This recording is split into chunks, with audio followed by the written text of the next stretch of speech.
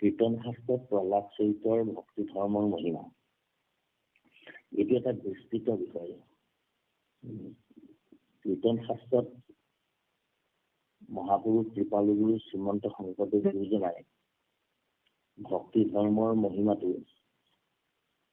এনেদৰে ব্যক্ত কৰিছে, যিটো কথা আমি খাওকতে শেষ কৰিব নোৱাৰিম। এতিয়া প্ৰহ্লাদ চৰিত্ৰ নামৰ যিটো কাহিনী, এতিয়া প্ৰহ্লাদ এজন ভক্ত শিৰোমণি। প্ৰহ্লাদ মহামহন্ত প্ৰহ্লাদৰ যোগেদি মহাপুৰুষ কৃপালুগুৰু শ্ৰীমন্ত শংকৰদেৱ গুৰুজনাই ভক্তি ধৰ্মৰ মহিমা প্ৰকট কৰিছে। প্ৰথম কথা হ'ল প্ৰহ্লাদ কোন? প্ৰহ্লাদৰ পূৰ্বজন্ম কথা। প্ৰহ্লাদ পূৰ্বজন্মত কোন আছিল? এই জন্মত আহি প্ৰহ্লাদ ভকত হলি বা এজন বৈষ্ণৱ হলি। গতিকে প্ৰহ্লাদ পূৰ্বজন্মত আছিল সোমদেৱ বিপ্ৰ নামৰ এজন ব্ৰাহ্মণ। গতিকে সেই সোমদেৱ বিপ্ৰই আহি এই জন্মত প্ৰহ্লাদ হলি। পিছৰ জন্মত মানে বৰ্তমান আমি প্ৰহ্লাদ বুলি যাক জানো। আমি এই বিষয়টোৱে অকণমান আলোচনা কৰিম, সেই বিষয়টো আলোচনা কৰিম। আৰু প্ৰহ্লাদ নামত বিশ্বাস কেনেকে হ'ল, প্ৰহ্লাদে কেনেকে নামত বিশ্বাসী হ'ল, যি নাম বস্তুত অৱগাহন কৰি প্ৰহ্লাদে মহিমা প্ৰকট কৰিলে, যাৰ কাৰণে প্ৰহ্লাদক ৰক্ষা কৰিবৰ কাৰণে ভগৱন্তই ৰাশি বাক লাগি ভকতৰ প্ৰিয়বাণী স্তম্ভে দেখা দিলা চক্ৰপাণী। ভগৱন্তই নিজে আহি প্ৰহ্লাদক ৰক্ষা কৰিবৰ বাবে দৰ্শন দিলেহি। এই তিনিটি কথা। আৰু চতুৰ্থ কথা হ'ল মহাপুৰুষ কৃপালুগুৰু শ্ৰীমন্ত শংকৰদেৱ গুৰুজনাৰ উদ্দেশ্যই হ'ল যে নাম ধৰ্ম বস্তু প্ৰকাশ কৰিব লাগে। শৰণ হৰি নাম ধৰ্ম কহুৰাজা কৰি প্ৰকাশ। গতিকে গোটেই কাহিনী ভাগৰ মাজেদি প্ৰহ্লাদে প্ৰহ্লাদৰ কথা ক'বলৈ গৈ মহাপুৰুষে একং সৎ বিপ্ৰ বহুদা বদন্তি একম এব দ্বিতীয় নাস্তি, একখন বস্তুভাগ প্ৰৱৰ্তন কৰিছে। যেনে একেবাৰে শেষত নৃসিংহ মুৰাৰী প্ৰভুৱে যেতিয়া হিৰণ্যকশিপুক বধ কৰিলে, বধ কৰাৰ পিছত ত্ৰিদশ দেৱতাই প্ৰথমতে ব্ৰহ্মাই, তাৰপিছত শিৱই, তাৰপিছত দেৱতাসকলে, তাৰপিছত নাগসকলে, আনকি বৈতালিকসকলেও মানে গীতিকাৰসকলেও গান গাই গাই ঘূৰি ফুৰা যিসকল লোক আছিল, এই সকলেও এফালৰ পৰা তিতি কৰি গৈছে। এফালৰ পৰা তিতি কৰি নৃসিংহ মুৰাৰীক সন্তুষ্ট কৰাৰ কথা তেওঁলোকে ভাবি লৈছে যে প্ৰভু নৃসিংহ মুৰাৰীয়ে ক্ষমা কৰক, নৃসিংহ মুৰাৰী সন্তুষ্ট হওক। ইয়াৰ যোগেদি এইটো প্ৰকাশ হৈছে যে এখন হৰিনাম ধৰ্ম বস্তু মানে ভগৱান ঈশ্বৰ কৃষ্ণই যে শ্ৰেষ্ঠ, ব্ৰহ্মায়ো স্তুতি কৰিছে আৰু শিৱই স্তুতি কৰিছে, আৰু ব্ৰহ্মাক ৱাৰ্ণিং দিছে, মানে সাৱধান বাণী শুনাইছে যে নৃসিংহ বদেতি প্ৰভু। নৃসিংহই কৈছে যে আৰবাৰ দৈত্যক, নৃসিংহই কৈছে ব্ৰহ্মাক যে আৰবাৰ দৈত্যক নিদিবা হেন বৰ, স্বভাৱে দুৰ্জন জাতি একোকে নমানে, যেন বিষ বাঢ়ে সৰ্পৰ দুগ্ধ পানে। সাপে যেনেকৈ গাখীৰ খালে সাপৰ বিষহে বাঢ়ে, এনেকুৱা দুৰ্জন অসুৰক কোনো কাৰণতে ভৱিষ্যতে এনেকুৱা পৰাধি তুমি নিদিলা। এই গোটেই কথাখিনিয়ে এই প্ৰহ্লাদ চৰিত্ৰ কাহিনীটোত ভক্তি ধৰ্ম কথাখিনি প্ৰকাশ হৈছে। ইয়াৰ উপৰি গৰ্ভ অৱস্থাতে এজন শিশুক শিক্ষাৰে শিক্ষিত কৰিলে সেই শিশুটিৰ পৰা যে ভৱিষ্যত প্ৰজন্মই ভৱিষ্যতে এজন সুনাগৰিক, এজন সুস্থ সন্তান, এজন সুস্থ শুদ্ধ সনাতন জীৱৰ যে আদেশ থাকিব, গৰ্ভতে যে শিক্ষা প্ৰদান কৰিব লাগে, এই জাতিক ধাৰণাও মহাপুৰুষ কৃপালু গুৰুজনাই এই কাহিনীৰ যোগেদি, প্ৰহ্লাদ চৰিত্ৰৰ যোগেদি দিব বিচাৰিছে। আৰু যে কি নহওক, আমি থুলমূলকৈ এই কেইষাৰি কথাৰে প্ৰহ্লাদ চৰিত্ৰৰ মানে কীৰ্তন শাস্ত্ৰৰ প্ৰহ্লাদ চৰিত্ৰৰ ভক্তি ধৰ্মৰ মহিমা সম্পৰ্কীয় এই কথাখিনিৰ মাজলৈ প্ৰৱেশ কৰাৰ আমি পাতনি মেলা কথাটো ভাবিছো। আৰু এটা কথা আমি লগতে যোগ দি থওঁ,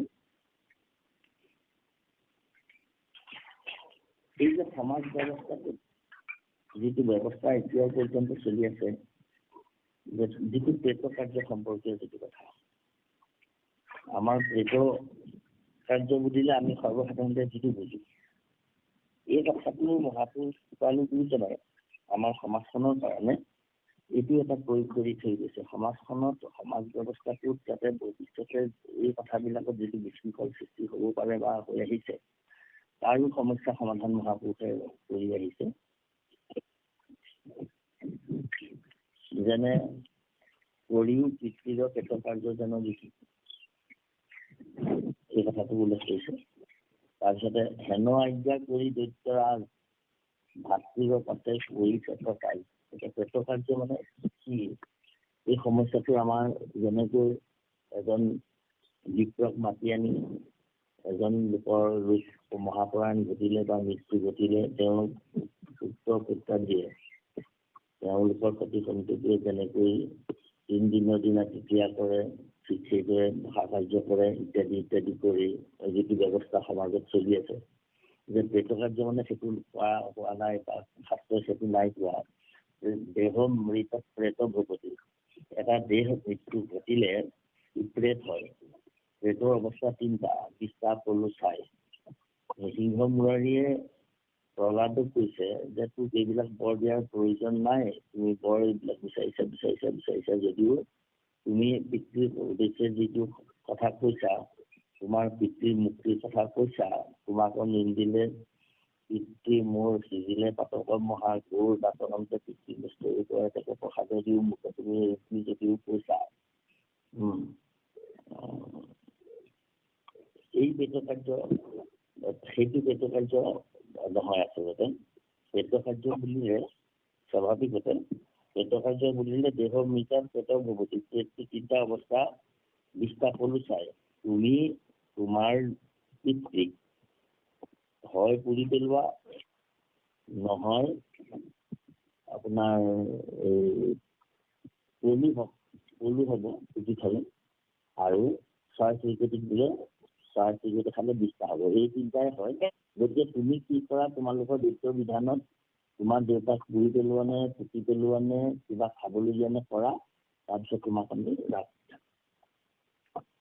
ইত্যাদি এনেদৰে কথাখিনি কৈছে।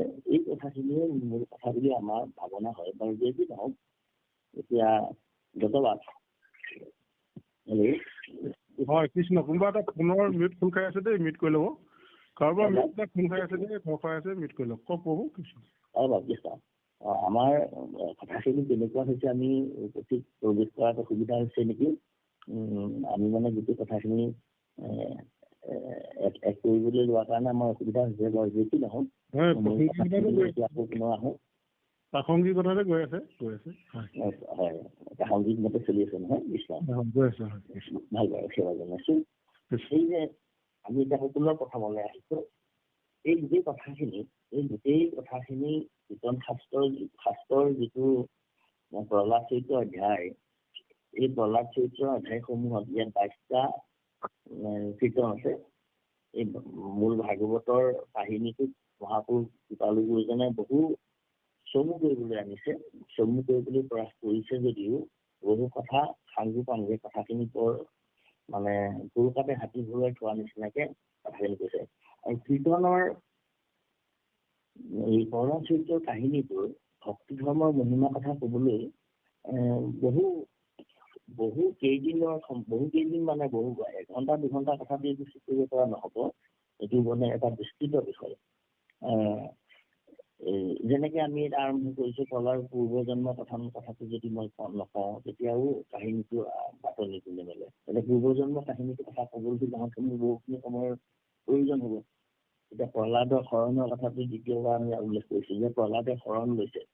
প্ৰহ্লাদে নামৰ মহিমাটো প্ৰকট কৰিবৰ কাৰণে এজনৰ পৰা শিক্ষা লৈছে, তাৰ পৰা লৈছে, এই বিষয়ে আলোচনা আছে। গতিকে এই দুটা বিষয় মই মাজলৈ নোসোমাওঁ আজি। গতিকে এই প্ৰথম কথা হ'ল প্ৰহ্লাদ যে এজন মহামহন্ত আছিল, প্ৰহ্লাদ যে এজন ভকত আছিল, প্ৰহ্লাদ যে এজন সাধু আছিল, এই কথাটো প্ৰকাশ হৈছে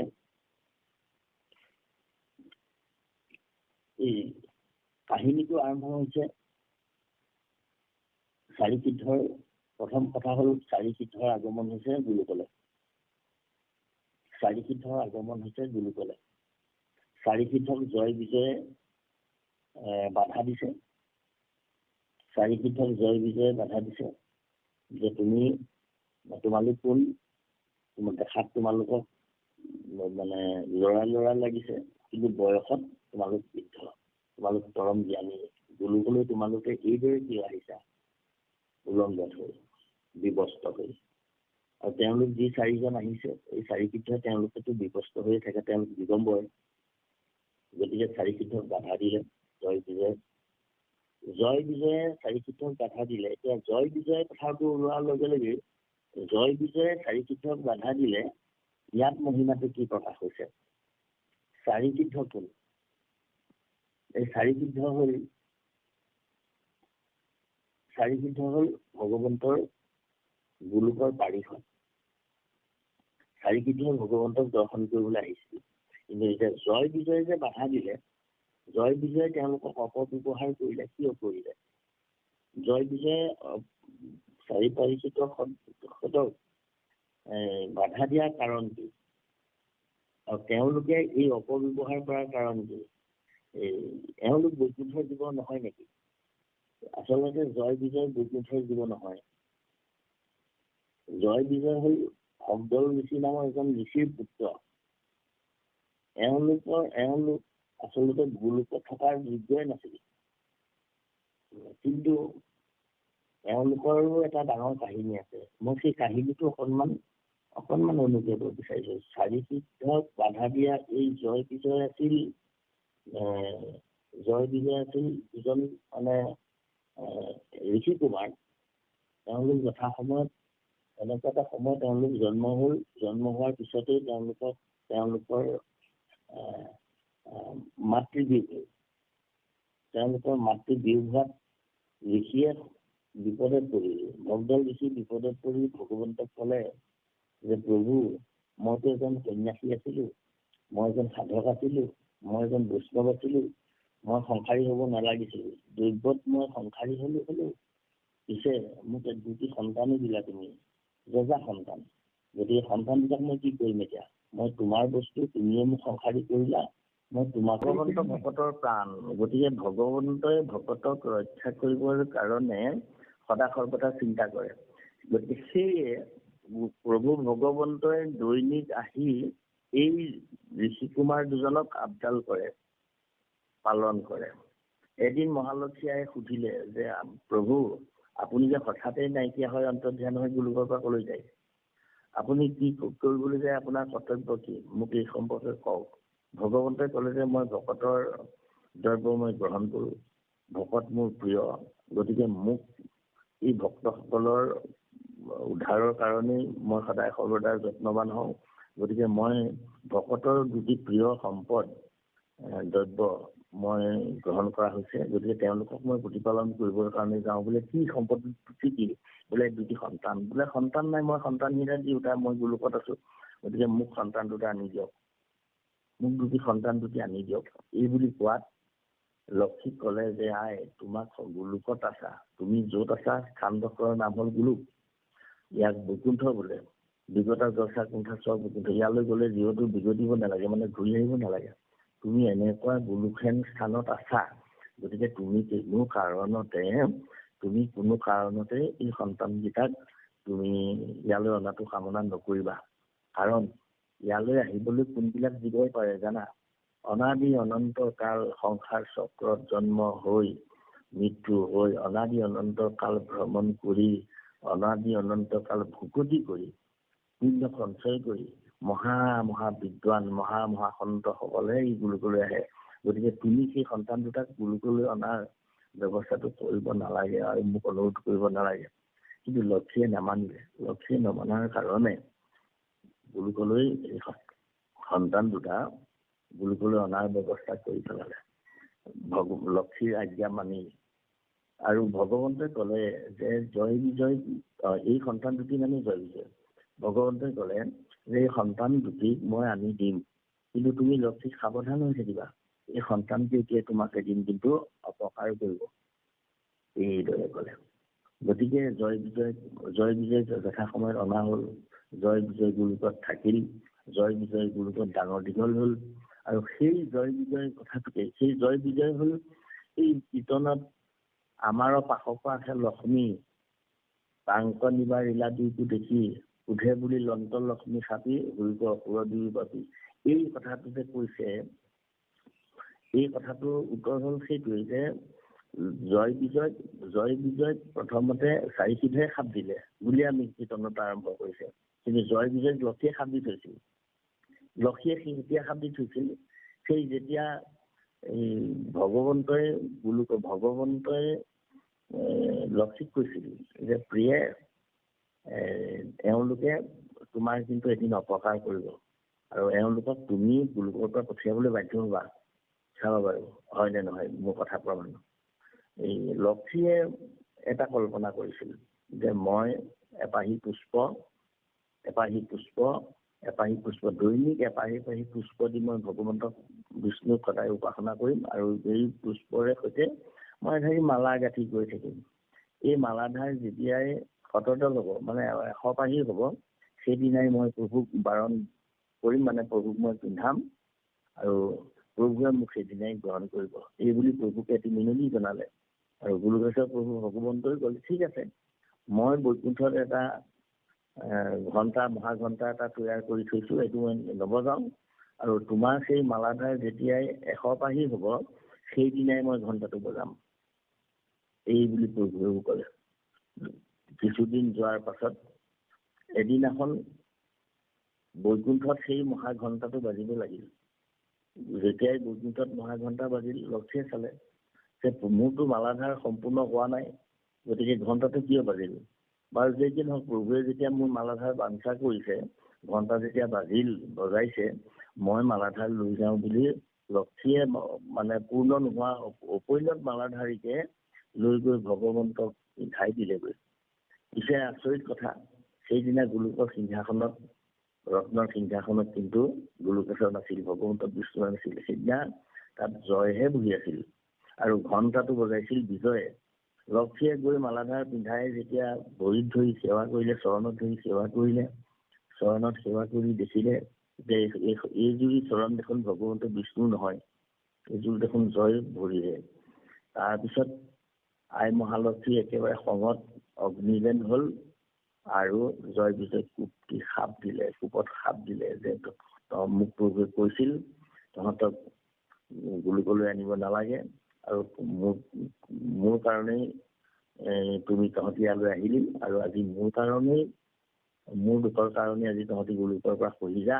মই সাপ দিছো, তহঁতি শুদ্ধ জীৱ নহয়, বৈকুণ্ঠত থকা জীৱ নহয়, তহঁতি মানে অসুৰজনীত জন্ম ল'বই বুলি লক্ষীয়ে সাপ দিলে।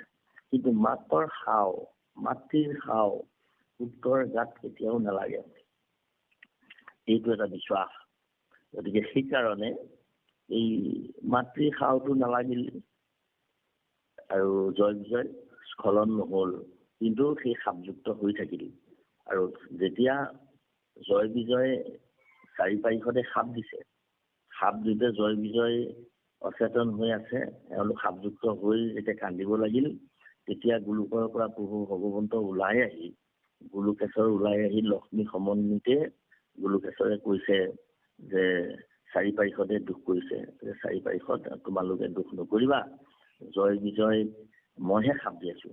জয় বিজয় যে সাপটো তোমালোকে দিলা, এই সাপটো তোমালোকে দিয়া নাই, মইহে দিয়াইছো।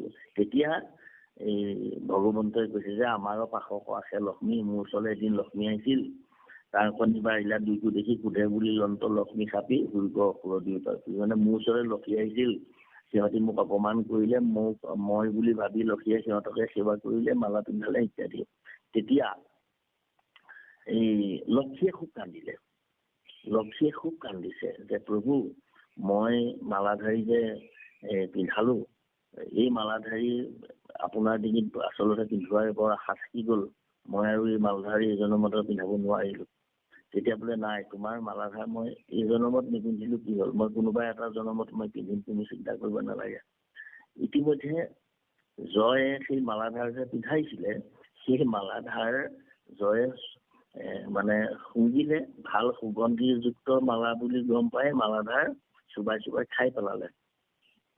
আৰু খাই পেলালে তেতিয়া এই লক্ষীক শ্ৰীনাৰায়ণ প্ৰভু ভগৱন্তই বুজাইছে যে আই, তুমি দুখ কৰিব নালাগে, মই এই মালাধাৰ মই ডিঙিত পিন্ধি মেলিম, এই বুলি ক'লে। আৰু সেয়ে যেতিয়া নৃসিংহ মুৰাৰীয়ে হিৰণ্যকশিপুক বধ কৰে, তেওঁ নাৰী উলিয়াই, তেওঁ নাৰী গুৰুবিলাক উলিয়াই তেওঁ নাৰীডাল তেওঁৰ ডিঙিত পিন্ধি লৈছিল আৰু লক্ষ্মী বাক্য ৰক্ষা কৰিছিল। বাৰু যে কি নহওক, এই এনেকুৱাবিলাক কাহিনী প্ৰহ্লাদ চৰিতৰ এই কাহিনীৰ মাজত, মানে এই কাহিনীটোৰ মাজত সোমাই আছে। ইয়াৰ পিছত হেল্ল' কৃষ্ণ হয় কৃষ্ণ প্ৰভু, আমি সকলোৱে শুনি আছে নহয়? হয় হয় হয় সকলোৱে। বাৰু কৃষ্ণ, আমি সেৱা জনাইছো।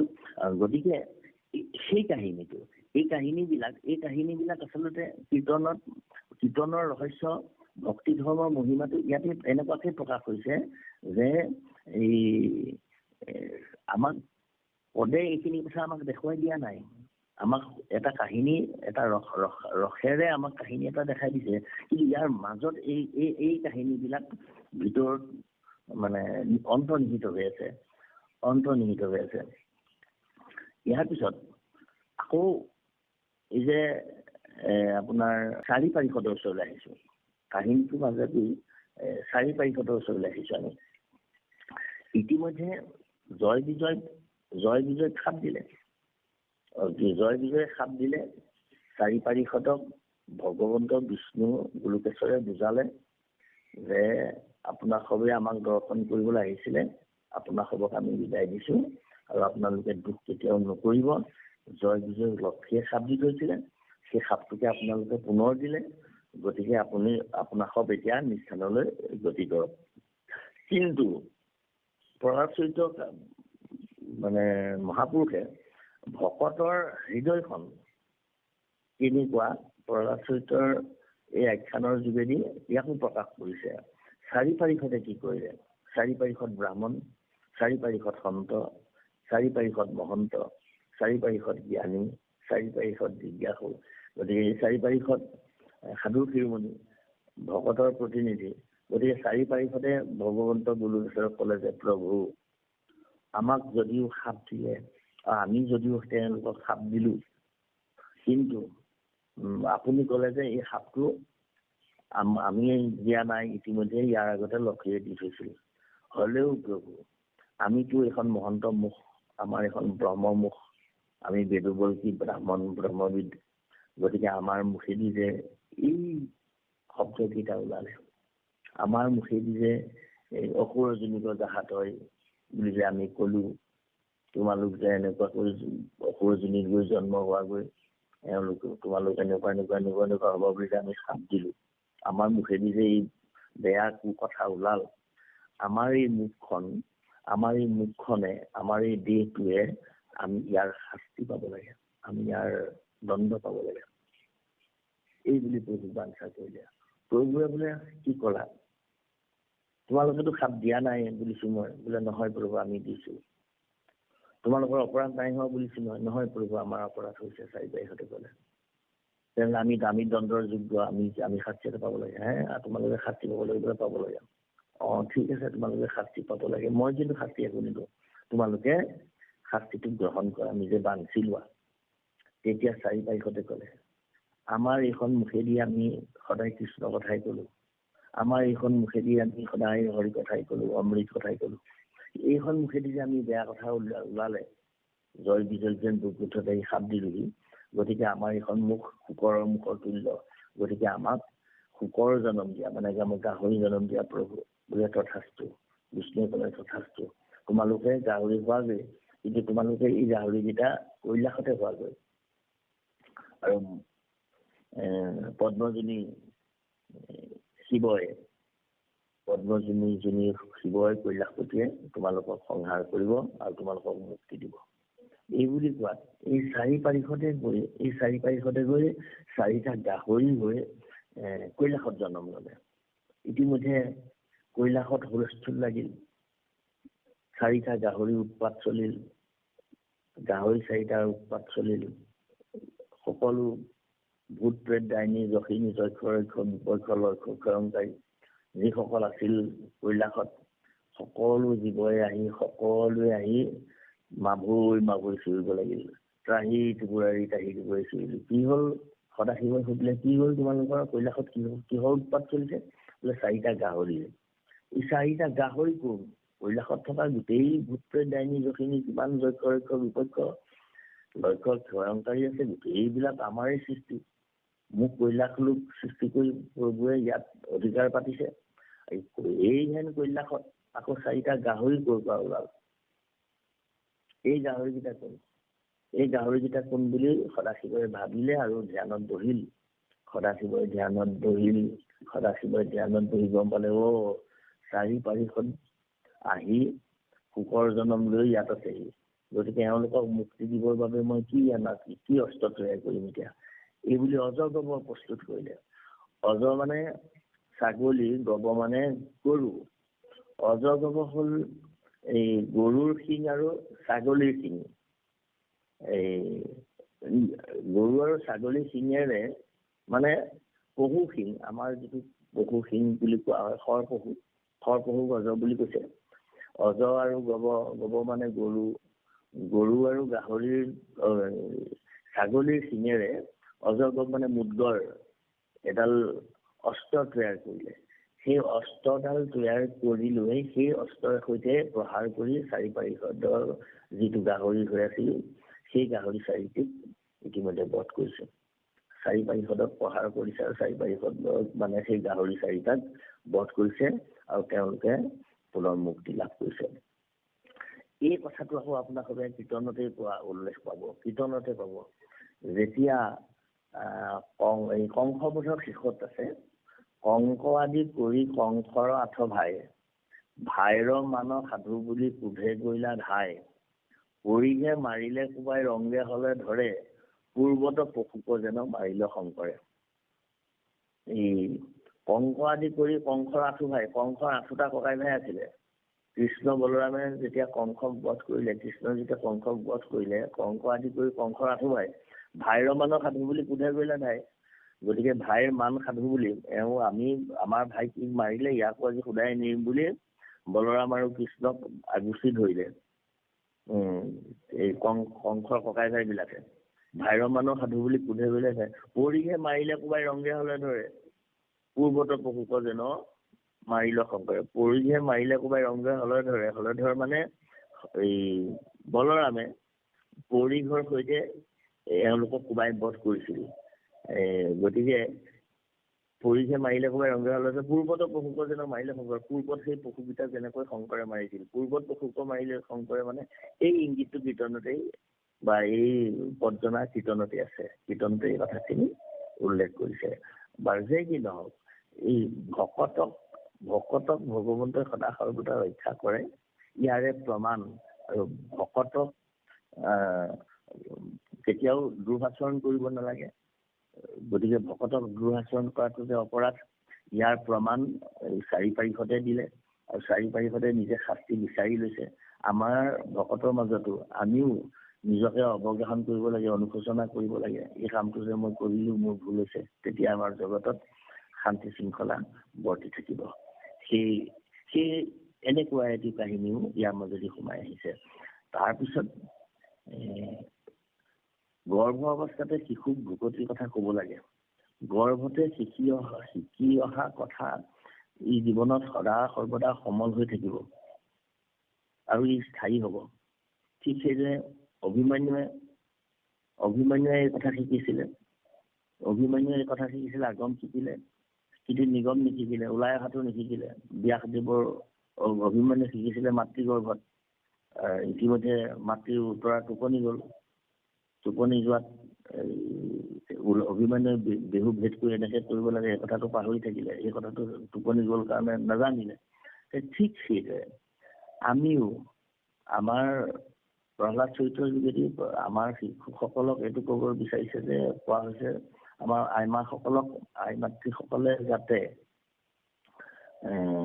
গৰ্ভ অৱস্থাত সন্তান এটি ধাৰণ কৰোঁতেই যাতে সন্তানটোক আমি সৎ শিক্ষাৰে শিক্ষিত কৰিব পাৰোঁ।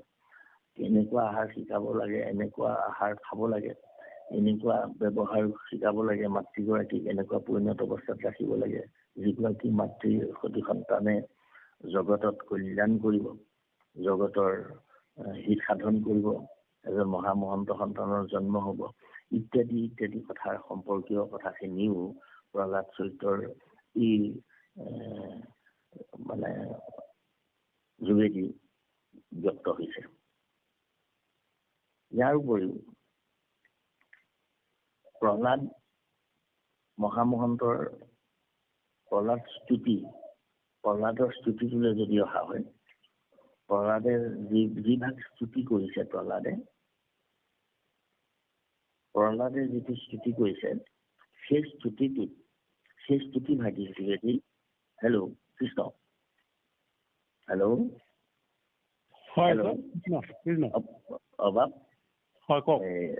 কথাখিনি আমাৰ প্ৰাসংগিক হৈছে নে নাই? প্ৰভু, এই আপোনাৰ মহিমাৰ ওপৰতে গৈছে। প্ৰহ্লাদে আপোনাৰ গৰ্ভতে গোটেই কথাখিনি কথা কৈছে, আৰু এইখিনি ঠিকেই হৈছে। আমি সভাপতি হিচাপে আপুনি অকণমান কিবা এটা ইংগিত মোক দিব পাৰে বোলে এই বিষয়ে কওক বুলি। প্ৰহ্লাদৰ মহিমাৰ ওপৰত গৈ আছেতো, ঠিকেই হয় বাৰু কৃষ্ণ। ঠিক আছে বাৰু, ঠিক আছে। পাছে দুয়ো এৰি নিজ কায়, কাশ্যপৰ বীৰ্যে ললে ঠাই। মই দুইটি কথাৰ যোগেদিহে বিষয়টো ক'ব বিচাৰিছো। পাছে দুয়ো এৰি নিজ কায়, কাশ্যপৰ বীৰ্যে ললে ঠাই। গুৰুজনাই এই পদবিলাকৰ যোগেদি এনেকুৱাকে আমাৰ সমাজখনক, আমাৰ সমাজ ব্যৱস্থাটোক, আমাৰ মহাপুৰুষীয়া সমাজখনক এনেকুৱাকে দেখুৱাইছে যে কাশ্যপৰ বীৰ্যে ললে ঠাই। সতী সন্তান বিলাক ক'ত ঠাই পায়? এতিয়া ভাগৱতৰ দশম স্কন্ধত অনন্তৰে দেৱহৰি ভকতৰ ভয়হাৰী, বসুদেৱ মনে লৈলা বাস, পৰম বৈষ্ণৱ তেজ, মনে লয়া বসুদেৱ সূৰ্যজন কৰন্ত প্ৰকাশ। এয়া শংকৰদেৱ মহাপুৰুষে বসুদেৱৰ দৈৱকীৰ গৰ্ভত ভগৱন্ত কৃষ্ণ আৱিৰ্ভাৱ হ'ল সংসাৰ কাৰাগাৰত। এই কথাখিনি ক'বলৈ গৈ মহাপুৰুষ কৃপালু গুৰুৱে কৃষ্ণৰ স্থিতি লাভ কৰিছে দৈৱকীৰ উদৰত। কিন্তু তাৰ আগতে ভগৱন্ত কৃষ্ণ যে বসুদেৱৰ মনে লৈলা বাস, অনন্তৰে দেৱহৰি ভকতৰ ভয়হাৰী, বসুদেৱৰ মনে লৈলা বাস। এটা শুদ্ধ জীৱই এটা ভ্ৰূণ আত্মাৰূপে যেতিয়া ভ্ৰূণ হোৱাৰ আগত যি আত্মা হৈ থাকে, সেই আত্মাই আচলতে পিতৃ শিৰত বা পিতৃ হৃদয়তহে ঠাই পায়। এই কথাটো উল্লেখ কৰিছে। আমি আজি আমাৰ সমাজ ব্যৱস্থাটোত, আমাৰ সমাজখনত আমি এগৰাকী মাকৰ ওপৰত গুৰুত্ব দি আহিছো। এগৰাকী মাক ভাল হলে সন্তানটো ভাল হ'ব। ভাল সন্তান এটা স্থিতি লাভ হবলৈ হলে, সন্তান এটা হবলৈ হলে মাতৃগৰাকী এনেকুৱা হ'ব লাগিব, মাতৃগৰাকী তেনেকুৱা হ'ব লাগিব। মাটি কিনিবা, মাছ খাল বোলে, ছোৱালী আনিবা, কন্যা আনিবা, যাক ভাল, এনেকুৱা জাতীয় কথাবিলাক হৈ আহিছে। আমি কন্যাৰ ওপৰতে গুৰুত্ব দিওঁ, এটি খুব শুদ্ধ সন্তান হ'বলৈ হ'লে মাকগৰাকী এনেকুৱা হ'ব লাগিব, মাকগৰাকী তেনেকুৱা হ'ব লাগিব। আমি আমাৰ সমাজ ব্যৱস্থাই এই কথাটো দোহাৰি আহিছোঁ। কিন্তু আজি ধৰ্মশাস্ত্ৰই সেইটো কোৱা নাই। ধৰ্মশাস্ত্ৰৰ সিদ্ধান্ত যে পিতৃজনো ভাল হ'ব লাগিব। পিতৃৰ শিৰতহে সন্তান স্থিতি লাভ কৰে। কাশ্যপৰ বিদ্যালয়লৈ ঠাই পাছে দুয়ো এৰি নিজকাই কাশ্যপৰ বিদ্যালয়লৈ ঠাই। এওঁলোক সাপযুক্ত হৈ এওঁলোকে ঠাই ল'লেগৈ ক'ত? কাশ্যপৰ বীৰ্যত। গতিকে কাশ্যপৰ বীৰ্যত ঠাই ল'লেগৈ, কিন্তু ঠাই ল'লেহে ল'লে। কাশ্যপ এজন সাধু। কাশ্যপ, হেল্ল' কৃষ্ণ, হেল্ল', আপোনালোকে হেৰি নকৰিব দেই, অসুবিধা নিদিব। এই কাশ্যপৰ বিদ্যালয়লৈ ঠাই, মানে কাশ্যপৰ বীৰ্যত ঠাই লোৱাৰ কথাটো ইয়াত এইকাৰণে কৈছে যে এই কাশ্যপ এজন মহৰ্ষি, কাশ্যপ এজন বেদবৰ্তী বেদবীজ ব্ৰাহ্মণ। কিন্তু সেই ভুল দুটা কি, সেই আত্মা দুটা কি, সেই জীৱগীতা কি? জীৱগীতা হ'ল সাপযুক্ত। গতিকে সাপযুক্ত জীৱগীতা কাশ্যপৰ বীৰ্যত ঠাই লৈছে। এজন মহৰ্ষি বীৰ্যত আছে সিহঁতৰ ঠাই, তেওঁলোকৰ স্থান। কিন্তু এওঁলোক জন্ম লৈছে ক'ত? এওঁলোকৰ স্থান ক'ত পাইছে এতিয়া? এওঁলোকৰ দ্বিতীয় গৰ্ভত। সেইকাৰণে দ্বিতীয় আকৌ সন্তান বিচাৰি গৈছে দেউতাক কাশ্যপৰ ওচৰত কেতিয়া? সন্ধ্যা কালত যদি সন্তান স্থিতি হয়, দিনত যদি সন্তান স্থিতি হয়, সেই সন্তানটো মংগলজনক নহয়। এই শাস্ত্ৰৰ সিদ্ধান্ত। বিবাহ তিথি পৰ্বকালে সহবাস নিষিদ্ধ বা সংগম নিষিদ্ধ। গতিকে সেইখিনি সময়ত যদি সহবাস হয়, সংগম হয়, সেই যদি সন্তান স্থিতি হয়, সেই সন্তান কিন্তু অমংগলকৃত। সেই সন্তান কেতিয়াও সৎ সন্তান নহ'ব, অসতেই হ'ব, অসাধুৱেই হ'ব, অসুৰেই হ'ব, ৰাক্ষসেই হ'ব। গতিকে সেই প্ৰমাণটো কৰিলে দ্বিতীয় সন্ধ্যা বেলা বিচাৰিলে, কিন্তু সন্তানটোৰ স্থিতি ঠাই লৈ আছিলে ক'ত? কাশ্যপৰ বীৰ্যতে। কিন্তু ই স্থিতি লাভ কৰিলে ক'ত? দ্বিতীয় গৰ্ভত। কেতিয়া? সন্ধ্যা বেলা। গতিকে সন্ধ্যা বেলা যে সন্তান স্থিতি হ'ব নালাগে, এই প্ৰমাণ কীৰ্তন শাস্ত্ৰৰ এই আপোনাৰ প্ৰহ্লাদ চৰিতৰ যোগেদি সেইটো এটা দিশৰ কথা উল্লেখ কৰিছে। ইয়াৰ উপৰিও আপোনাৰ চাৰিসিদ্ধৰ কাহিনীটো আমি সিমানতে চাৰিসিদ্ধৰ কাহিনী এৰিলো। আপোনাৰ প্ৰহ্লাদৰ বাকী কথাখিনি কিছুমানতে আমি এৰিছো। এতিয়া আমি আকৌ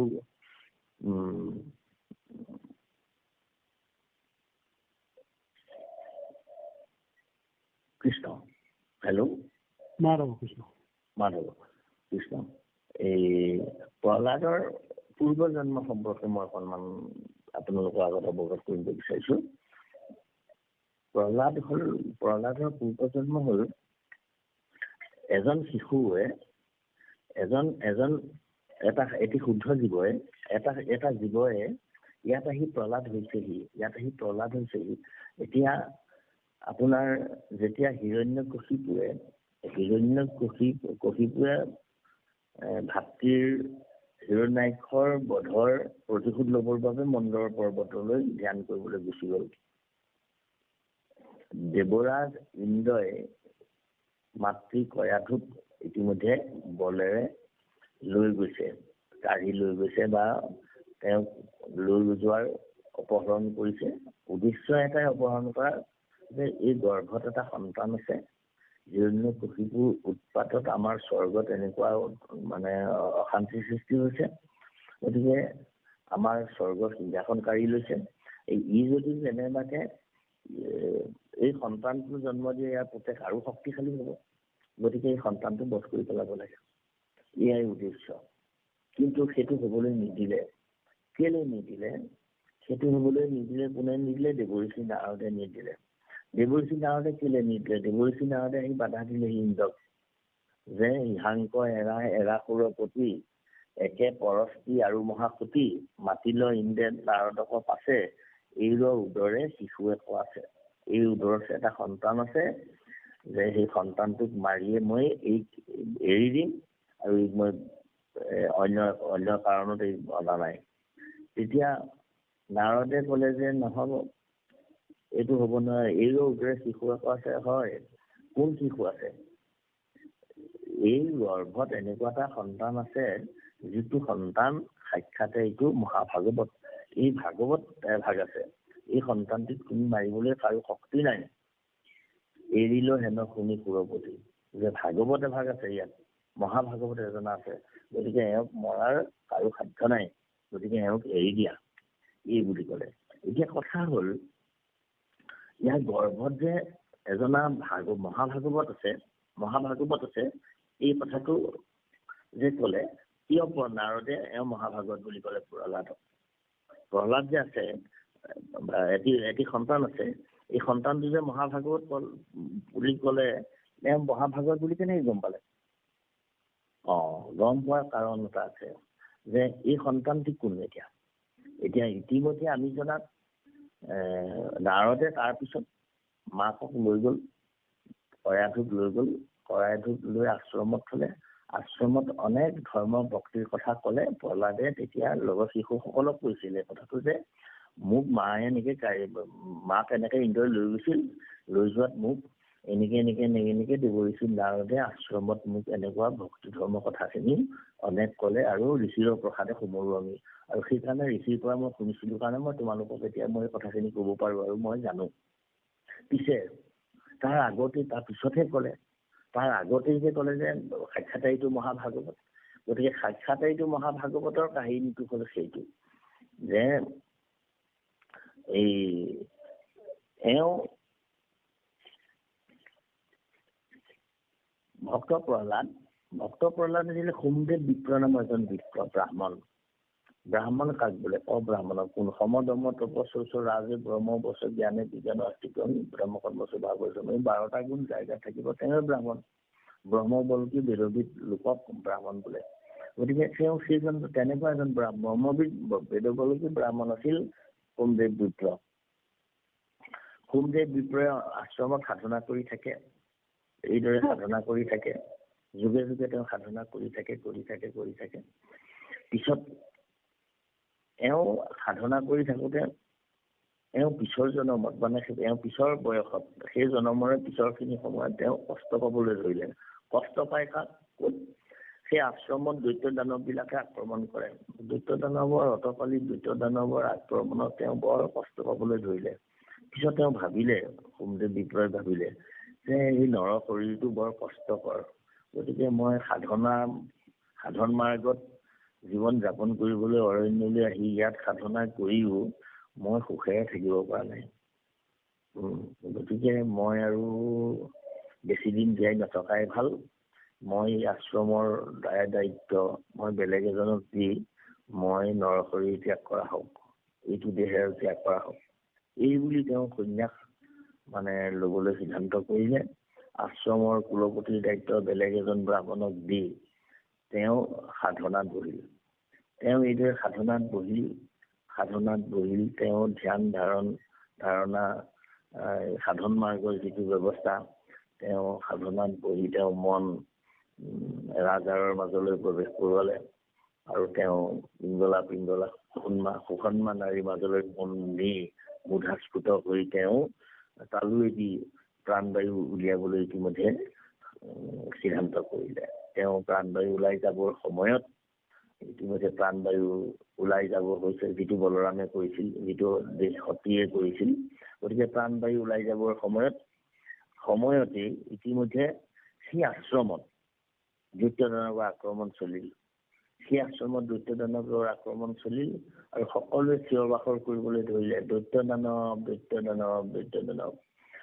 মৰিলো ৰক্ষা কৰা, মাভৈ চিঞৰিব লাগিল। দৈত্য দানৱ চিঞৰিব লাগিল। এই দৈত্য দানৱ চিঞৰিব লাগিল। ইতিমধ্যে সেইখিনি সময়তে সোমদেৱ বিপ্ৰৰ মুধাস্ফুট হৈ প্ৰাণবায়ু ওলাই যাব হৈছিল। তেনেকুৱাতে তেওঁ ইতিমধ্যে গলেই প্ৰাণবায়ু ওলাই যাবৰ সময়ত সেই সোমদেৱ বিপ্ৰৰ কাণেদি শুনি গল দৈত্য দানৱ। গতিকে শুনি সেই প্ৰাণবায়ু ওলাই গল, আৰু সেই ভ্ৰূণ আহি সেই আত্মাই আহি সোমদেৱ বিপ্ৰই আহি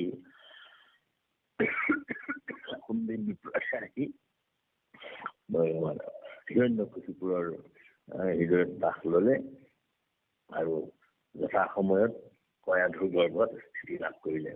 আৰু মহামহন্ত প্ৰহ্লাদে দেৱৰ্ষি নাৰদে মহামহন্ত দেৱৰ্ষি নাৰদে এই কথা জানে, তেওঁলোক টিকালজ্ঞ মহাভাগ।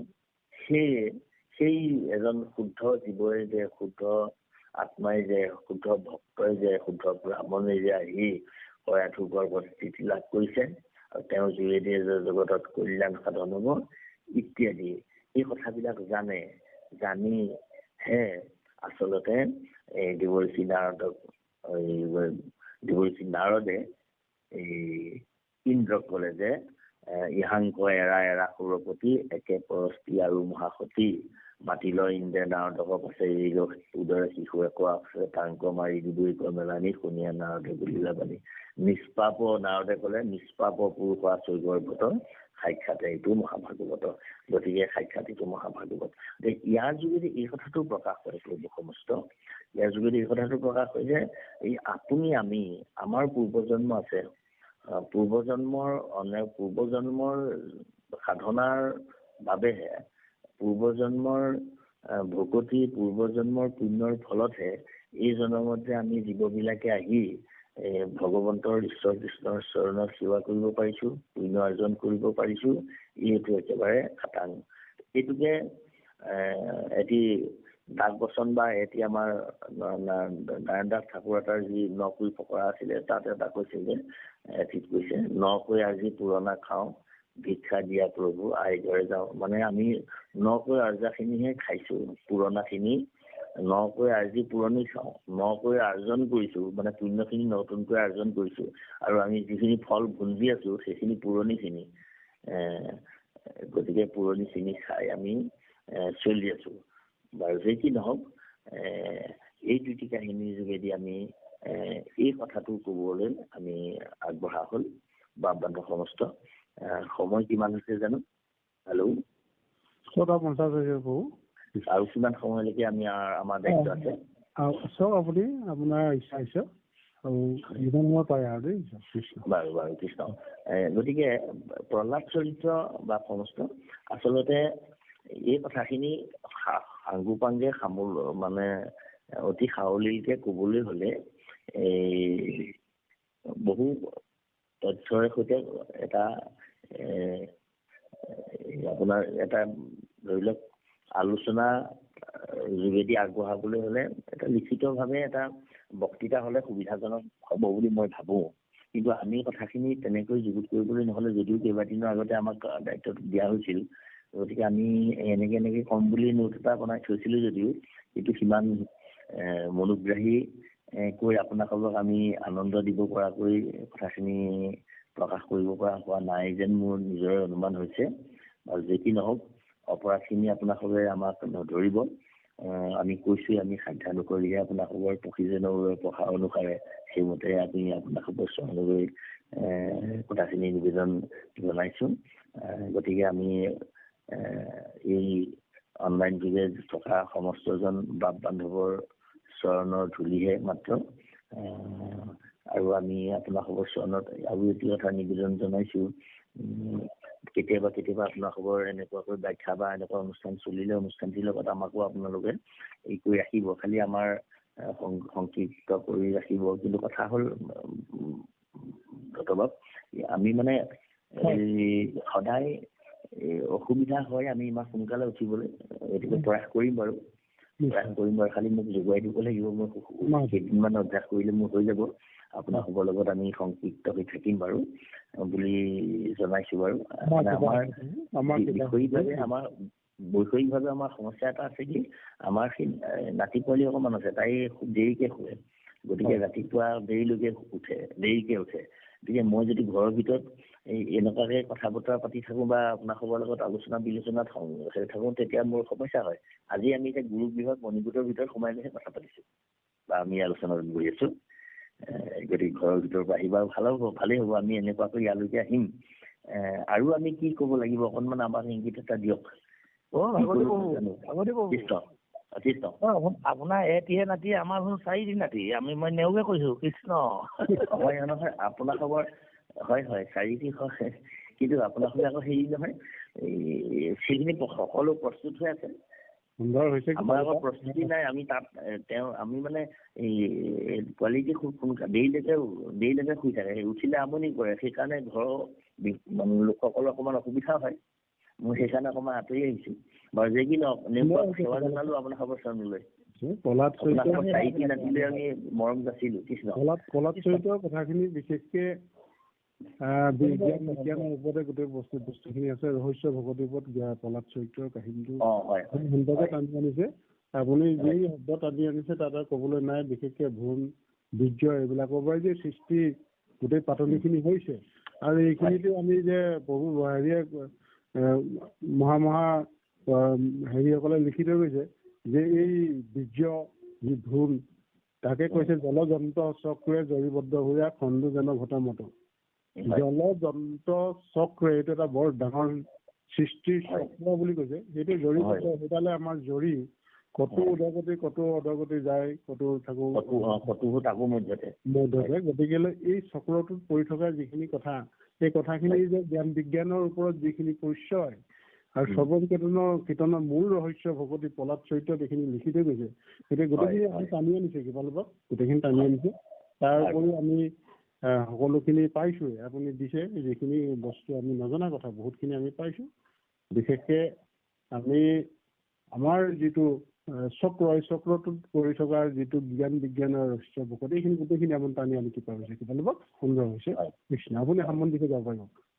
হয় আৰু এটি কথাৰে আমি সামৰণিৰ দিশলৈ যাম এতিয়া।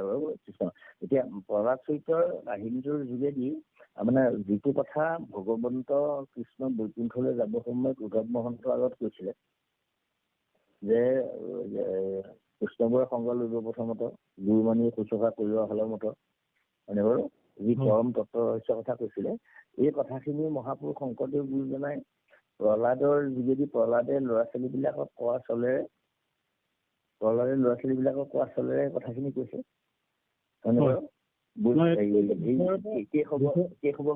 ঘুষিও সদায় ৰাম নামৰ বিনে বান্ধ নাই, সেইজনা কীৰ্তনত বহুত পৰমাৰ্থ তত্ত্ব কৈছে। তাৰপিছত দুৰাচাৰৰ মনমূৰৰ ৰামহৰি বোলৰ মনৰ ৰামহৰি বোলৰ সেই কীৰ্তন জনাটো কৈছে। আৰু কেইটামান তথ্য লাভ আমাৰো এতিয়া ধৰি লওক আপোনাৰ খবৰ চৰণত নেওগ বাপ আছে, আপোনালোক আছে, আমাৰ ৰবীন্দ্ৰ বাপু আছে বুলি আমি গম পাইছো। গতিকে আমাৰ সাধুসকল আপোনাৰ খবৰ অনেক আমাতকৈ বিদ্বানসকল আপোনাৰ খবৰ আছে। আমাৰ আপোনাৰ খবৰ চৰণৰ নিবেদন আমাকো দুই এটা কথা ধৰি লওক আমাৰো অসুবিধাজনক আছে। আমিও যিবিলাক কথা আমাৰে এতিয়াও সন্দেহ ভঞ্জন হোৱা নাই। যেনে প্ৰহ্লাদ চৰিত্ৰত আছে বৰুণৰ পাশে পাতি 1400 টকা আপুনি বয়স হলেও বুজিব ভাল। এই বিষয়টো আপুনি আলোচনালৈ এদিন আপোনাৰ সবে আনিবচোন বাৰু। আমাৰো সেইটো জানিবলগীয়া কথা আছে। এতিয়া আমি বৰুণৰ পাশে বান্ধি 1400 টকা যেতিয়া প্ৰহ্লাদে যেতিয়া হেৰি কৰিছে মানে শিকালত একো দ্বৈতশাস্ত্ৰ শিকা নাই, এতিয়া ইহঁতি এওঁলোক সন্তানমৰকে চমজাই দিছে। দিয়াৰ পিছত প্ৰহ্লাদক এতিয়া মানে কি কৰিলে ভাল হ'ব বুলি চিন্তা কৰোঁতে প্ৰহ্লাদক দিয়াৰ পিছত কৈছে যে এওঁ কিছুদিন বৰুণৰ পাশে বান্ধি 1400 টকা আপুনি বয়স হ'লে বুজিব ভাল।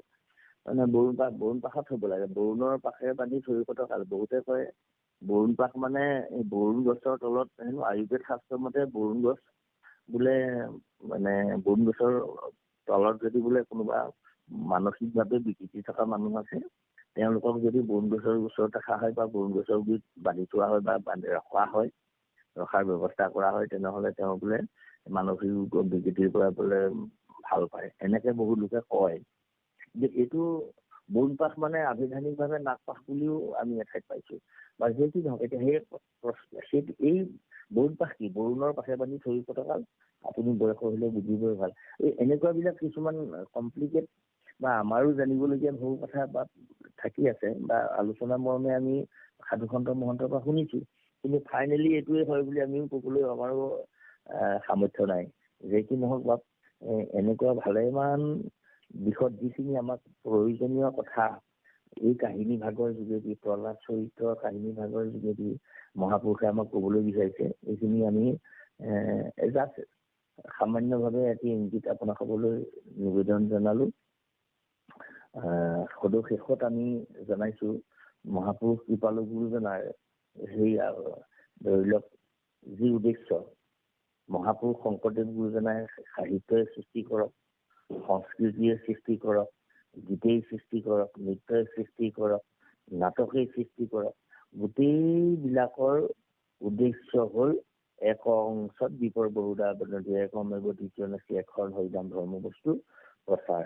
গতিকে মহাপুৰুষে সেই নাম ধৰ্ম বস্তু প্ৰচাৰ কৰিবলৈ যাওঁতেই এই গোটেই তথ্যখিনি কাহিলা হিচাপবিলাকে মানে কাহিনীবিলাকক লৈছে। এই কাহিনীটোৰ যোগেদি কাহিনীটো কৈ গ'ল প্ৰহ্লাদ চৰিত্ৰ, কাহিনী কৈ গ'ল আনন্দ ৰস দি গ'ল সামৰিছে, সামৰণি মাৰিছে কিহেৰে?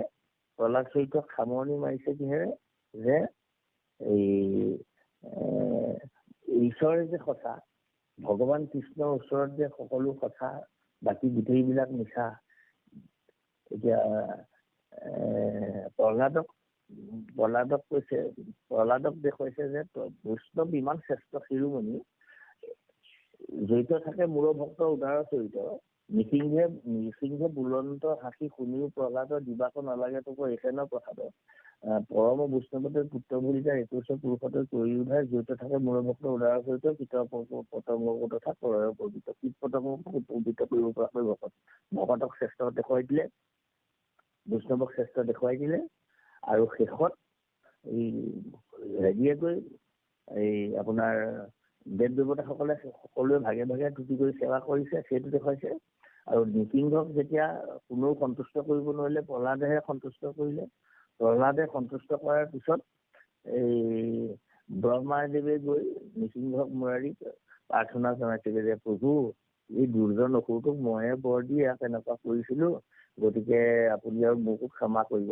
তেতিয়া ব্ৰহ্মাক মানে আজিকালি ভাষাত ৱাৰ্ণিং বুলি কয়, ব্ৰহ্মাক মানে সাৱধান বাণী কৈছে যে তুমি ভৱিষ্যতে এনেকুৱা স্বভাৱে দুৰ্জনৰ জাতি সুখে নমানে যেন বিষ বাঢ়ে সৰ্পৰ দুগ্ধ পানে, সাপে গাখীৰ খালে যেনেকৈ বিষ বাঢ়ি যায়, এই দুৰ্জন জাতিবিলাক এনেকুৱাই, এওঁলোকক বৰ দিওঁতে কিন্তু ভৱিষ্যতে তুমি সাৱধান হ'বা, সাৱধান বাণী দিলে। গতিকে ভগৱান কৃষ্ণই, ভগৱান বিষ্ণুই যে সৰ্বতত্ব সকলোতকৈ শ্ৰেষ্ঠ দেৱতা, সকলোতকৈ যে একেবাৰে চূড়ান্ত আমাৰ কৃপালু এজন দেৱতা, এই কথাটো ঈশ্বৰ, এই কথাটো মহাপুৰুষ শংকৰদেৱ গুৰুজনাই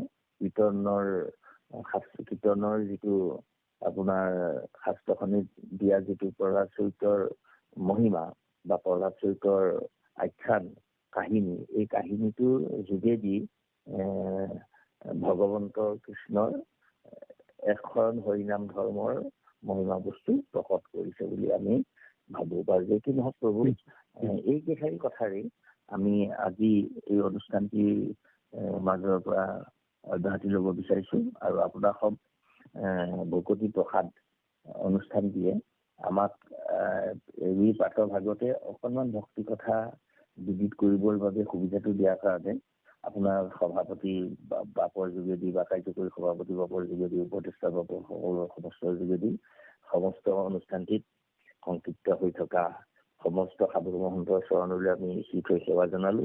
আৰু আমাৰ নথৈ কোটি অপৰাধ হৈছে, আমি কৈছো আমি বিদ্বান পণ্ডিত আৰু সাধু তেনেকুৱা আমাৰ বিশেষ কম সময়তে বহু কথা কোৱাৰ দৃষ্টতা বা যোগ্যতা আমাৰ নাই। আমি আৰু যিখিনি কথাৰে আপোনাক সবক মনোৰঞ্জন আপ্যায়ন কৰিব লাগিছিলে সেইখিনিও আমাৰ অভিজ্ঞতাৰ অভাৱত আমি জুতি পৰিছে বা ত্ৰুটি হৈছে। সকলো দিশৰ পৰা আপোনাৰ খবৰ এজন নিমকিন অতি বিচন সেৱক বুলি ভাবি আপোনাক সমস্তজনৰ ৰূপী নাৰায়ণৰ চৰণত একমানিকা মাত্ৰ আমাক ঠাইব বুলি আমাক বিচিত্ৰ অপৰাধ ভঞ্জনৰ কাৰণে আমি অতি প্ৰাৰ্থনাৰে আপোনাৰ সবে দিয়া দায়িত্বটো হৈ লৈছো। মূৰ দুখ গুণ নিবিচাৰি না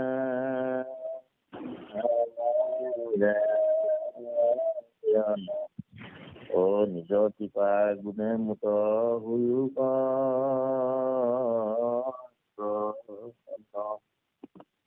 এখন মানে কৰা কৰোণাই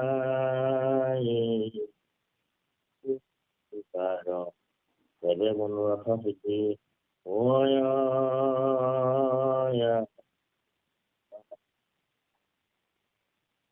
দেৱে মনোৰথ দিতে